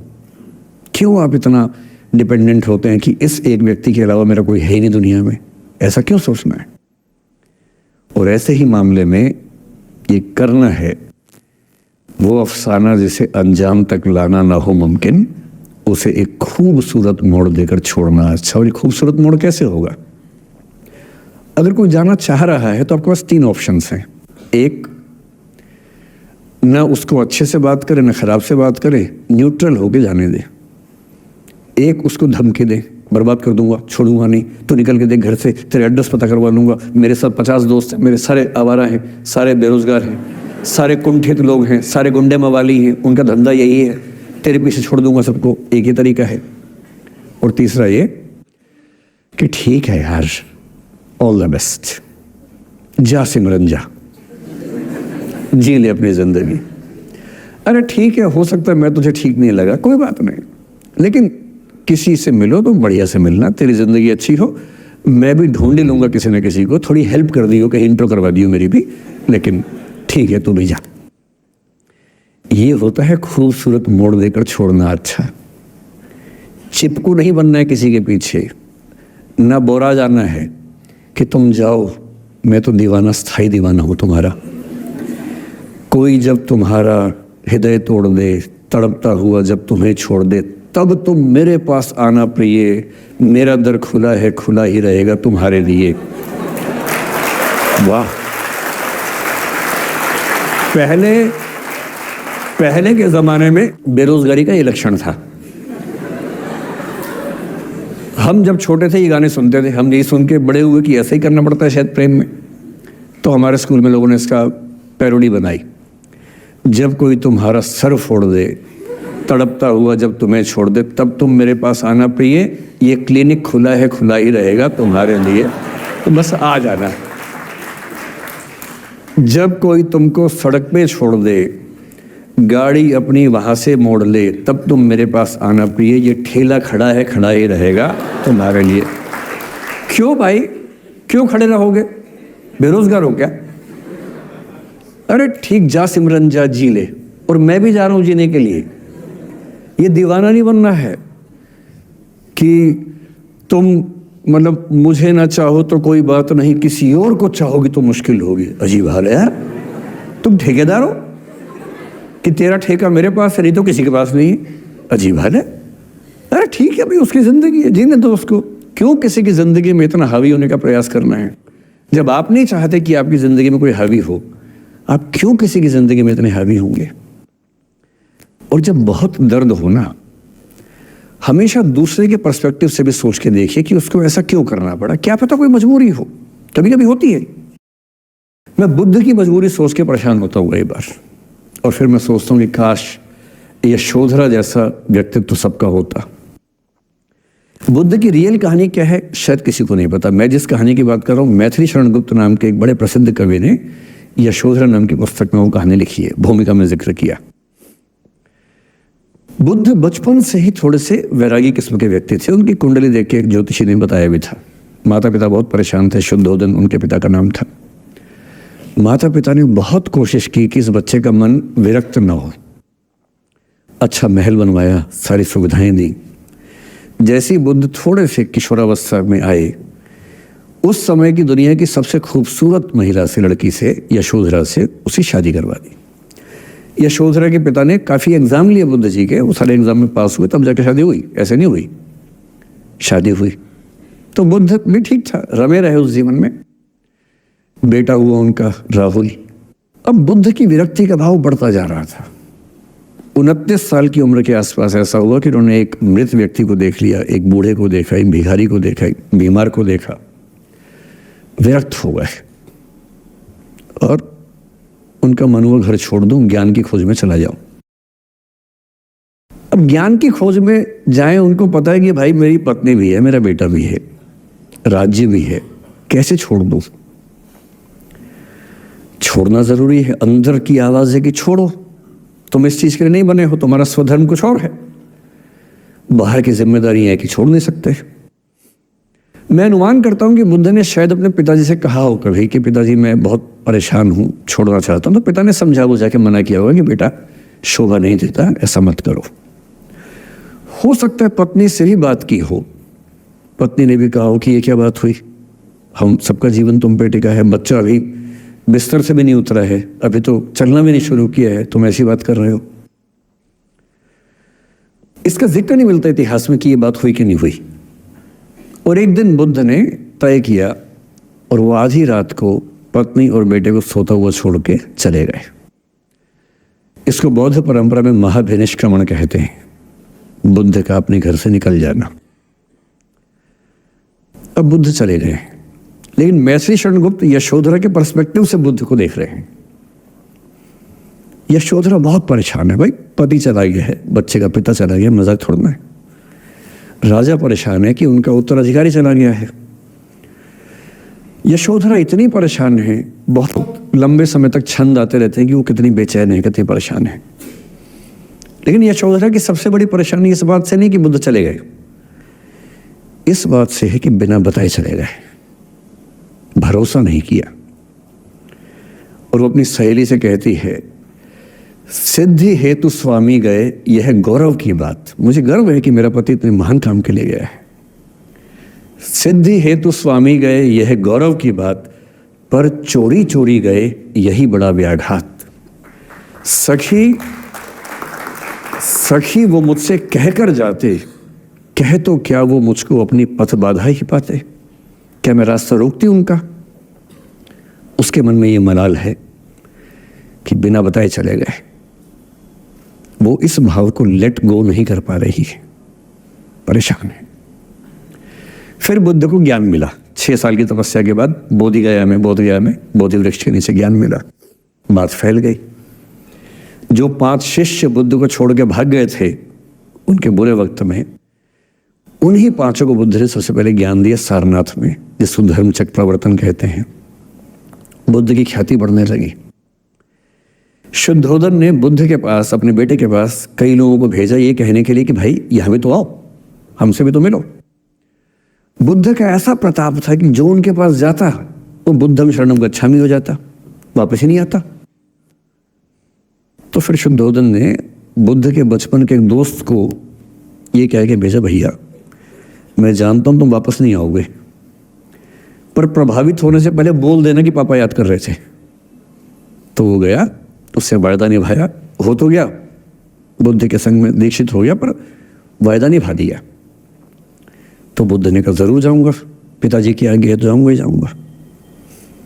बुद्ध पहुंचे अपने कपिलवस्तु, जो अपना इलाका था वहां पहुंचे। पूरे कपिलवस्तु में, नेपाल सिद्धार्थनगर से नेपाल जाएंगे तो नेपाल बॉर्डर पे कपिलवस्तु है। मैं देखने गया था वो जगह जहां बुद्ध पैदा हुए थे, बड़ा सुंदर स्थान है, आप भी जाकर देखें कभी। तो बुद्ध पहुंचे रात को, एक धर्मशाला में रुके। अब वहां हल्ला मच गया कि राजा का बेटा धर्मशाला में। बुद्ध ने कहा भाई मैं देखो राजा का बेटा बन के नहीं आया हूं, मैं बुद्ध बन के आया हूं। सुबह उठ के भिक्षा मांगने लग गए उस इलाके में, अपने ही पिता के राज्य में। पिता ने सिर पीट लिया कि भाई क्या कर रहे हैं। फिर बुद्ध ने सूचना भिजवाई कि मैं बुद्ध हूं, बेटा हूं संयोग से, ठीक है मैं आ रहा हूं मिलने के लिए, पर मैं बुद्ध होके आया हूं, मेरी चर्या है, नियम है, मैं भिक्षा से ही जीवन जीता हूं अपना। ठीक है, पिताजी ने कहा चल कोई बात नहीं। फिर बुद्ध गए पिता से मिलने, पिता से मिले, सबसे मिले, भारी सभा में। लेकिन यशोधरा नहीं आई मिलने के लिए, लेट गो नहीं कर पा रहे थे। उसके मन में दर्द था, छुप के क्यों गया, बता के जाता। बुद्ध ने पूछा पिता से कि यशोधरा कहाँ है, तो बोले कि वो कह रही है कि अगर बुद्ध मिलना चाहेंगे तो खुद ही मिलने आएंगे मुझसे, मैं क्यों जाऊंगी भाई, आत्मसम्मान भी तो कोई चीज है, मैं क्यों मिलने जाऊंगी। तो बुद्ध मिलने गए। सोचिए कमरे में यशोधरा बैठी है, राहुल साथ में। अब राहुल थोड़ा सा बड़ा हो गया है, 6-7 साल का है। बुद्ध गए हैं। अब आपके मन में आ रहा है कि बुद्ध वहां जाके बोलेंगे सॉरी मैंने गलत किया, I hurt you, I really feel sorry. बुद्ध है वो बुद्ध। वहां जाके क्या बोल रहे पता है, भिक्षाम देहि, भिक्षा दो। और यशोधरा कितनी महान महिला रही होगी, उसने अपने बेटे का हाथ बाप के हाथ में दे दिया।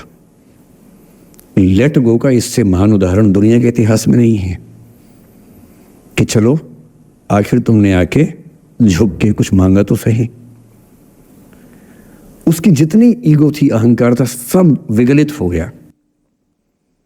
और जो औरत परेशान थी कि मुझसे बिना बताया गया, उसने अपने बेटे को दे दिया कि इसको लेके जाओ, क्योंकि मैं जानती हूं कि तुम महान काम कर रहे हो, और तुम महान काम कर रहे हो तो मैं क्यों बीच में आऊंगी भाई।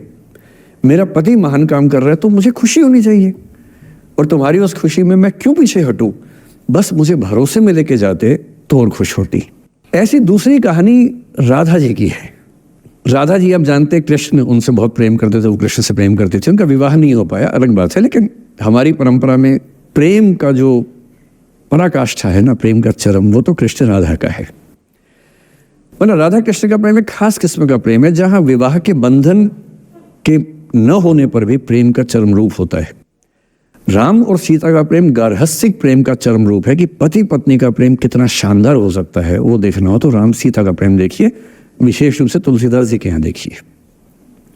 और वैसे जो प्रेम होता है वो देखना हो तो राधा कृष्ण का प्रेम देखिए।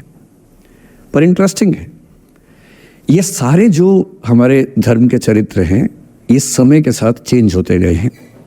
राम बदले हैं, कृष्ण बदले हैं, राधा बदली हैं, सब बदले हैं। एक कवि थे सूरदास, भक्ति काल में 16वीं सेंचुरी, आप मोटा मोटा ध्यान में रखिए। कृष्ण को, आपने वो कहानी सुनी होगी, कृष्ण तो अपने घर में थे, कंस को मारने के लिए वो पैदा हुए थे। कंस को पता लगा तो कंस ने अपने एक सहयोगी अक्रूर, जो कि श्वफल्क के पुत्र थे, उनसे कहा कि जाओ और कृष्ण को लेके आओ, यही मारेंगे। उसको पता नहीं था क्या होगा बाद में। आदमी कॉन्फिडेंस में ऐसी गलतियां करता ही है, तो वो सुपर कॉन्फिडेंट था, बुलवाया कृष्ण को। कृष्ण तो इसी काम के लिए आए थे, समझ गए कि बुलावा आ गया है, अब इससे काम निपटाना है, चलते हैं। राधा और गोपियां कृष्ण के बिना रह नहीं सकती थी। सुपर इमोशनल विमेन, ऐसा मानते हैं कि वो महिलाएं, राधा तो छोटी थी, बाकी महिलाएं गोपियां उनसे काफी बड़ी उम्र की थी, इतनी इमोशनल थी कृष्ण को लेकर कि कृष्ण के बिना वो सोच नहीं सकते थे कैसे रहेंगे। पर वो जिस काम के लिए आए थे धरती पर, वो तो करना ही था। तो अक्रूर आए, अक्रूर ने बताया कि ऐसे ऐसे आया हूं, ले जाना है। तो कृष्ण और बलराम चले गए। इधर कृष्ण गए, उधर गोपियों का रो रो के हाल बुरा, राधा का हाल बुरा। ऐसी दीवानगी आजकल की फिल्मों में आप सोच नहीं सकते, ऐसी दीवानगी थी उस जमाने में उनके बीच में। और जब आदमी का प्रेम हाथ से निकलता तो वो बेचारा कितना कमजोर हो जाता है। राधा जी की हालत सोचिए। सूरदास कह रहे हैं, अति मलिन वृषभानु कुमारी, हरिश्रम जलु अंतर तन भीजे, ता लालच न धुआवती सारी। कि वृषभानु की कुमारी, वृषभानु मतलब राधा के पिता, वृषभानु की बेटी राधा इतनी कमजोर हो गई है, इतनी मलिन हो गई है। हरिश्रम जलु अंतर तन भीजे, कृष्ण के पसीने की कुछ बूंदें उसके ऊपर गिर गई थी, उसकी साड़ी में लगी हुई हैं। ता लालच न धुआवती साड़ी, इस लालच से साड़ी धुलवा नहीं रही है। और जब से कृष्ण गए हैं कपड़े तक नहीं बदलना चाह रही है कि इस कपड़े में मेरे प्रिय की याद है। खाती नहीं है, इतनी कमजोर है, हिल नहीं पाती है। एक और कवि हुए, वो तो इतने आगे बढ़ गए, बिहारी नाम के कवि थे, उनकी नायिका तो लगता है कि घड़ी का पेंडुलम है। सांस लेती है तो 4-5 कदम 6-7 कदम पीछे चली जाती है, सांस छोड़ती है तो आगे आ जाती है। सांस की हवा से ऐसा हो रहा है। इत आवत चली जात उत चली 6-7 अखात, चढ़ी हिंडोरे सी रही लगी उसासनी साथ। कि इधर आती है उधर जाती है, 6-7 हाथ इधर 6-7 हाथ उधर, सांस लेती है तो यहाँ, छोड़ती है तो वहाँ, जैसे झूला झूल रही हो। पर ये रीतिकाल के कवि हैं, उनका अलग टेस्ट है, हम सूरदास पे बात कर रहे हैं। राधा इतनी परेशान है। अच्छा, जब आदमी परेशान होता है ना, जब उसका ब्रेकअप टाइप का होता है कि कोई गया है वापस ही नहीं आ रहा, कृष्ण ने कहा था कि बस जा रहा हूँ, काम निपटा के आता हूँ। उनके मन में था क्या काम निपटाना है, काम निपटा भी दिया। अब कंस के बाद सवाल है कि मथुरा का साम्राज्य कौन संभाले। उसको एक स्ट्रक्चर बनाने के लिए कृष्ण को लगा कि मुझे यहाँ रह के सिस्टम को ठीक करना चाहिए, उसके बाद लौटना चाहिए। तो वो रुक गए वहां पर, राज्य का काम भी तो करना ही था। पर प्रेमी व्यक्ति को सब समझ नहीं आया, तो फिर लगता कि नहीं मेरे पास आओ, बस बाकी सब बेकार की बातें हैं, मेरे पास आओ। कृष्ण आ नहीं रहे। यमुना के इधर कृष्ण है, यमुना के इधर गोपियां हैं, पर आत्मसम्मान भी तो है। एक आलोचक ने कहा कि नाव में बैठ के चली जाती। आत्मसम्मान होता है प्रेम में कि मैं क्यों जाऊं, बिना बताए क्यों चले गए, बता के जाते। तो राजा वेट करिए। राजा के मन में क्या आ रहा है, उनको लग रहा है कि ऐसा तो नहीं कि मैंने ही कुछ गलती कर दी हो। जब कोई व्यक्ति दूर चला जाता है ना, बाकी लोग सोचते हैं कि कहीं मुझसे तो गलती नहीं हो गई।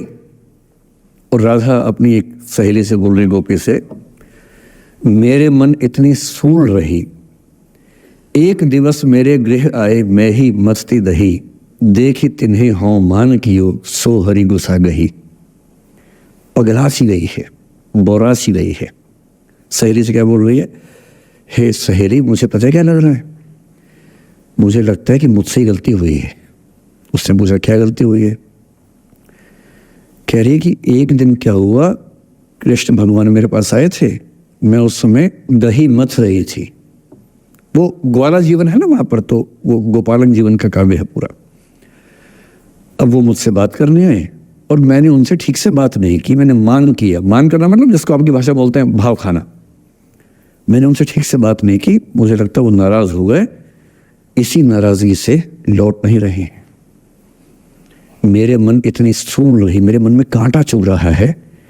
एक दिवस मेरे घर आए, अब समझ में आएगा, एक दिवस मेरे घर आए मैं ही मथती दही, देखी तिन्हें, हाँ हाँ मतलब मैं मान की योग, मैंने अहंकार दिखाया, सो हरि गुस्सा गही, गुस्सा आ गया उनको इस बात से। सूरदास की राधा मुक्त नहीं हो पा रही, लेट गो नहीं कर पा रही, वो जी नहीं सकती कृष्ण के बिना। पर फिर देखिए 300 साल बाद क्या हुआ। 300 साल बाद कमाल हुआ।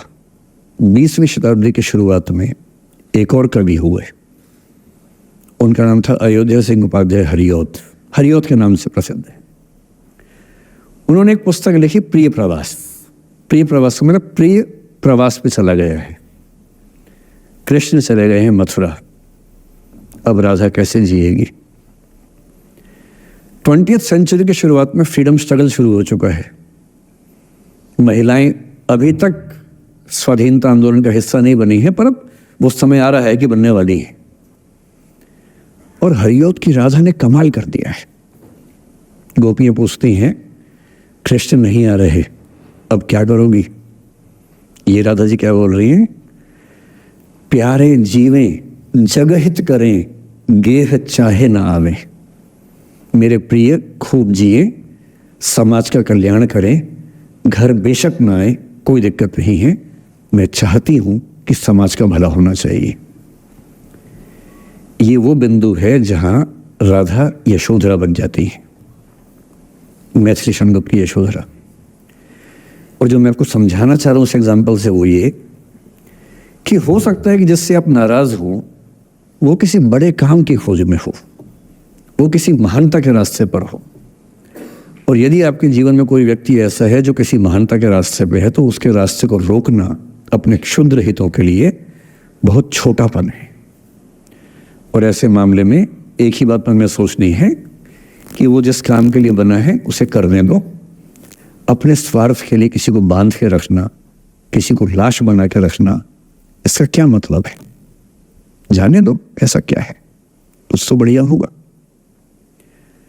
एक स्थिति हम में से कई लोगों की आती है कि वे टॉक्सिक रिलेशनशिप में होते हैं पर छोड़ नहीं सकते। ऐसे बहुत सारे पति पत्नी होते हैं। मैं अक्सर बच्चों से एक बात पूछता हूं कि आप में से कितने बच्चे वैसा ही वैवाहिक जीवन चाहते हैं जो आपके माता पिता का है। मैं आपसे पूछूंगा नहीं, आप चिंता मत कीजिए, लेकिन जब जब मैंने पूछा है मुश्किल से 1 या 2% ने हाथ खड़ा किया है। 97-98% लोग मानते हैं कि वैसा तो नहीं चाहिए, उससे कुछ अलग चाहिए।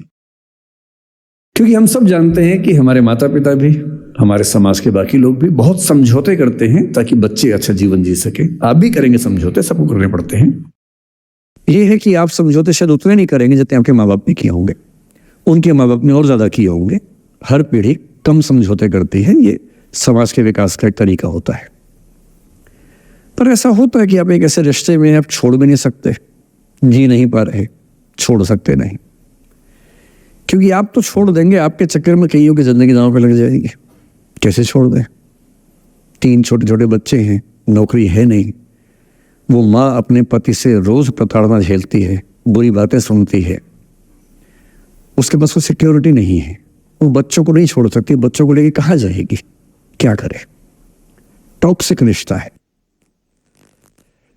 तो ऐसे में या तो आप रिश्ता छोड़ते हैं कि हर किसी से संभव नहीं होता, पर यदि वो संभव नहीं है तो रिश्ते में रहते हुए चिंताएं छोड़ दीजिए,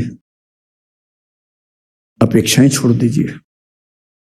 भाई तेरी अपनी जिंदगी, मेरी अपनी जिंदगी, एक घर में रहेंगे पर रोज युद्ध नहीं करेंगे, बीपी नहीं बढ़ाएंगे, शुगर नहीं बढ़ाएंगे, तनाव नहीं बढ़ाएंगे। तुम्हारा अपना स्पेस, मेरा अपना स्पेस, ठीक है, एक छत के नीचे है, काम चला लेंगे, किसी और को नहीं बताएंगे, दुनिया के सामने अच्छी अच्छी फोटो खिंचवाते रहेंगे स्माइल कर करके चेहरा, पर कम से कम बच्चे सफर ना करें, परिवार सफर ना करे, जी लेंगे, झेल लेंगे। और ऐसे माहौल में साहिर ने जो कहा था ना, उसी कविता की कुछ पंक्तियां बड़ी महत्वपूर्ण हैं कि बर्बादियों का सोग मनाना फिजूल था। कि बर्बादियां हैं जीवन में, पर ठीक है, कितना दुख मनाएंगे, अब है तो है, क्या कर सकते हैं। बर्बादियों का सोग मनाना फिजूल था, बर्बादियों का जश्न मनाता चला गया। और फिर अंत में इतनी सुंदर बात कहते हैं, गम और खुशी में फर्क न महसूस हो जहां, मैं दिल को उस मुकाम पे लाता चला गया कि ठीक है, जैसी जिंदगी है उसको वैसे जिएंगे, अपेक्षाएं नहीं पालेंगे, ना तुम उम्मीद करना, और हम किसी तरह से मैनेज करके जिंदगी गुजार लेंगे। ये है अंतिम जो आपके जीवन में समस्या हो सकती है, करियर को लेके हो सकती है कि आपने कुछ करियर दिमाग में रखा हुआ है, ठान लिया है कि आईएएस बनना है या कुछ बनना है।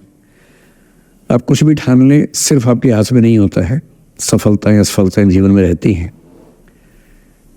10-11 लाख लोग आईएएस का फॉर्म भरते हैं, 5 लाख आईएएस का एग्ज़ाम देते हैं, 1000 का सिलेक्शन होता है। हर एग्ज़ाम में घुमा फिरा की यही स्थितियाँ होती हैं। पॉलिटिक्स में, स्पोर्ट्स में, बिजनेस में, हर जगह कंपटीशन इतना है। सफल होने की जितनी संभावना है उससे कई गुना संभावना विफल होने की हर क्षेत्र में है। सफल नहीं हो पाए तो क्या करेंगे?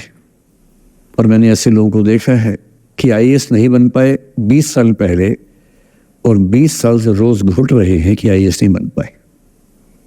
रात दिन यही ख्याल होता है कि आईएएस नहीं बन पाए, या पीसीएस नहीं बन पाए, या कुछ खास सोचा था जो नहीं कर पाए। तो मैं आप लोगों से निवेदन करूंगा कि यदि आपकी आर्थिक पृष्ठभूमि ऐसी नहीं है कि जो बहुत मजबूत हो, तो हमेशा एक बैकअप ऑप्शन जिंदगी में लेके चलिए। किसी करियर को दिमाग पे इतना हावी मत होने दीजिए कि वो नहीं मिलेगा तो कुछ नहीं होगा।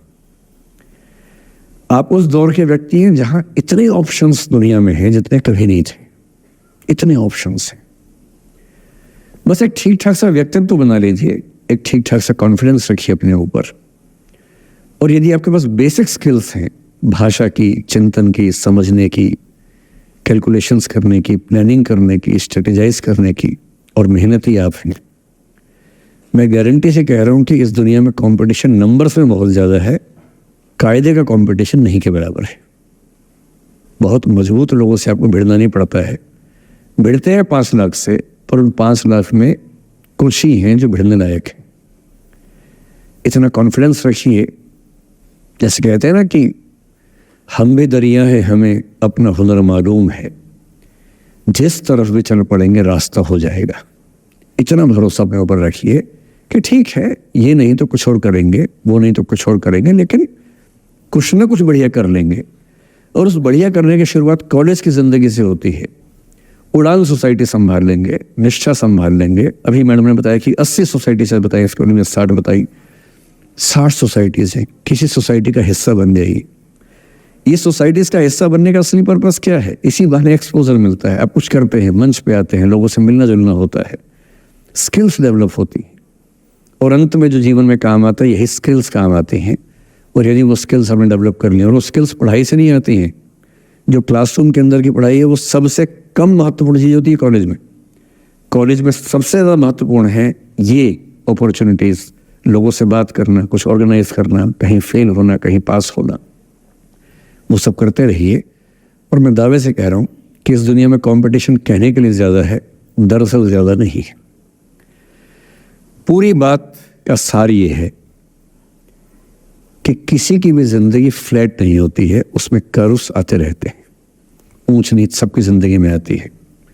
मैंने भी कम नहीं झेली है, आज मैं यहाँ खड़ा हूँ ऐसे नहीं खड़ा हूँ, कुछ तो झेला ही होगा, मैंने भी ठीक ठाक झेला है। जिस उम्र में आप मौज मस्ती करते हैं, मैंने उस उम्र में कैलकुलेटर बेचे हैं। मैं सेल्समैन रहा हूँ 17 की उम्र में, और मैं बिजनेस फैमिली से नहीं हूँ। बिजनेस फैमिलीज में बच्चों को 17 में काम पे लगा देते हैं। मैं तो नौकरी पेशा परिवार से था, कुछ समस्याएं थी तो सेल्समैन बन के घर घर में जाके बेचना पड़ता था। तौहीन भी होती थी, लोग धिक्कारते भी थे, मजाक भी उड़ाते थे। वो समझे ना है, अपना खर्चा 17 की उम्र से खुद उठाया है, क्योंकि घर में दिक्कत थी। तो क्यों मांगू मैं घर से पैसे भाई, जब मुझे पता है कि मेरे घर में दिक्कत थी उस समय, क्यों मांगू? आपकी जिंदगी इस दुनिया के करोड़ों अरबों लोगों से बेहतर है, कुछ एक लोगों से खराब है। केवल उन कुछ एक पे ध्यान मत दीजिए, उन करोड़ों पे भी ध्यान दीजिए जिनसे अच्छी आपकी जिंदगी है। और इतनी कुव्वत आपके अंदर है, आप इस देश के सबसे अच्छे विश्वविद्यालयों में से एक, दिल्ली विश्वविद्यालय के सबसे अच्छे कॉलेजेस में से एक हंसराज कॉलेज में विद्यार्थी हैं। ये मजाक नहीं है, आप इस देश के एलीट हैं, एलीट। इस कॉलेज और यूनिवर्सिटी का नाम बोलते ही कितने बंद दरवाजे खुल जाते हैं, आपको अंदाजा नहीं है। आगे जाके समझ में आएगा। बस इतना करना है कि जब जब जिंदगी नीचे की तरफ जाए थोड़ा सा हौसला बना के रखिए। कुछ ही दिन की बात होती है, हर चीज़ कुछ ही दिन की होती है। बहुत अच्छे वक्त में और बहुत बुरे वक्त में एक ही वाक्य कॉमन याद रखिए, कुछ दिनों की बात है, ये वक्त गुजर जाएगा। बहुत अच्छा हो तब भी ध्यान रखना है, आदत नहीं बनानी। बहुत बुरा हो तब भी ध्यान रखना है, ये सब खत्म हो जाएगा। सोशल मीडिया पर ट्रोलिंग आजकल का एक नया सच है जो आप लोग बड़ा मुश्किल होता होगा जब झेलते होंगे। आपने एक फोटो अपलोड की, कोई लाइक ही नहीं कर रहा है, आप बार बार देखने घूमोगे लाइक किया कि नहीं किया। दोस्तों को फोन कर रहे हैं, लाइक कर, तो लाइक कर, तो भी लाइक कर, चल 5 लाइक करवाए, 8 लाइक करवाए, नहीं लाइक हो रहा। फिर आपने कुछ ऐसा बोला, किसी ने उसकी छोटी सी क्लिप काट के चला दी और आप अचानक सबकी नजरों में किरकिरी बन गए। गालियां पड़ रही हैं, आलोचनाएं हो रही हैं, लाखों लोग फतवे जारी कर रहे हैं आपके ऊपर। इतनी बेचैनी होती है इस दौर में। पहले के दौर में ये नहीं था, आपने कहीं कुछ बोला खत्म हो गया बात। अब किसी ने रिकॉर्ड कर ली, सोशल मीडिया पे आ गई, खत्म ही नहीं हो रहा। राइट टू बी फॉरगॉटन हमारे देश में है नहीं और प्रैक्टिकली संभव भी नहीं है। कैसे आप उसको अप्लाई करेंगे? आप कभी ना कभी कुछ ऐसा बोलेंगे, या तो गलत बोलेंगे या उसमें से कोई क्लिप कोई काटेगा, इतनी गालियां पड़ेंगी और पहली बार जीना मुश्किल हो जाता है। मैंने आज से 7-8 साल पहले 1.5 साल तक एंग्जाइटी की दवाइयां खाई हैं, जबकि मैं बहुत ही मस्त वाला किस्म का आदमी हूं, मैंने खाई हैं। और जीवन में एक आध ऐसा दौर सबका आता है, आ जाना चाहिए। जब जीवन में एक आध बार ऐसा हो कि सारी दुनिया पीछे पड़ गई है, बहुत दिक्कत होगी, घबराहट होगी, बेचैनी होगी, एंग्जाइटी होगी, डिप्रेशन होगा, सब कुछ होगा। लेकिन एक बात ध्यान रखना, मेरी इस बात को ध्यान रखना, वो पहली और आखिरी परीक्षा है, उसके बाद कभी नहीं होगा। 8 साल पहले ऐसा कुछ हुआ था कि मैंने बहुत दवाइयां खाई, 1.5 साल दवाई खाई, 1.25 साल खाई दवाई। कारण पता था, कारण ठीक हुआ, दवाई छूट गई। उसके बाद मैंने जिंदगी का सबसे मुश्किल फेज पिछले साल झेला था, जब मेरे एक वीडियो की क्लिप मीडिया पर चली, FIR हुई, पता नहीं क्या क्या हुआ, सब कुछ हुआ। और मैं आपके सामने बहुत ईमानदारी से कह रहा हूं, मुझे तनाव नहीं हुआ, डिप्रेशन नहीं हुआ, एंग्जाइटी नहीं हुई, क्योंकि मैं पहले झेल चुका था। अब पिछले 7 दिन से मेरी 5 साल पहले की क्लिप चला रही है वीडियो आजकल।